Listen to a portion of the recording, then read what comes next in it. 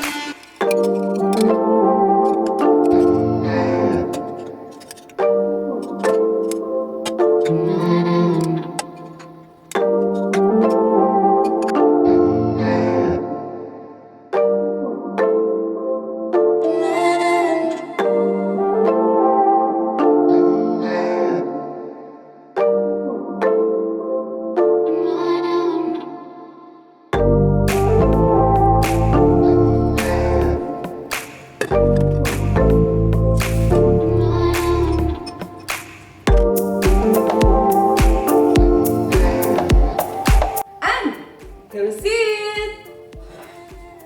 Rainbow bread pudding ala Lisa. Don't forget to try this recipe. See you in the next video and I love you all. Mwah!